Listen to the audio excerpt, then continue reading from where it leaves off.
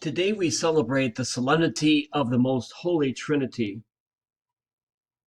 And it seems as though every year on Trinity Sunday, when we go to Mass, we hear about how the Trinity is a mystery that just can't be penetrated and that we just have to accept it for what it is. The theology of the Trinity, as we know, is very complicated. We hear language like the Trinity is three hypostases and one ousion. We hear about consubstantiality and things like that, and we just scratch our heads. And so it's easy to give up on trying to understand who and what the Trinity is. I invite us today to take a look at the Trinity within ourselves. We believe that we are created in the very image of God. And so if that's the case, then something of the Father, something of the Son, and something of the Holy Spirit exists within us. So the Father is the creator.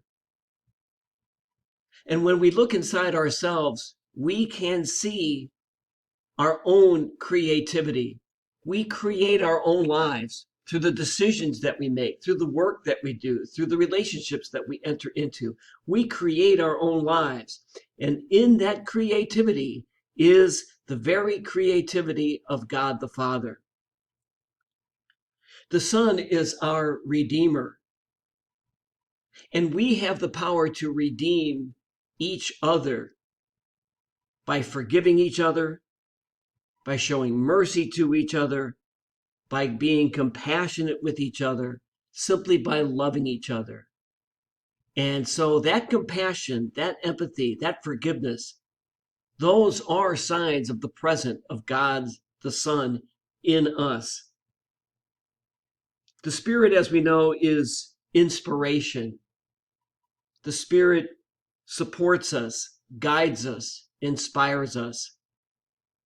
When we support one another, when we inspire one another to be better people, to be better Christians, to make the world a better place, when we do that, that is the indwelling, the presence of the Holy Spirit within us. And so we don't have to look at complex theological arguments in order to experience the Trinity. We merely need to look inside ourselves to see the image of Father and Son and Holy Spirit within us.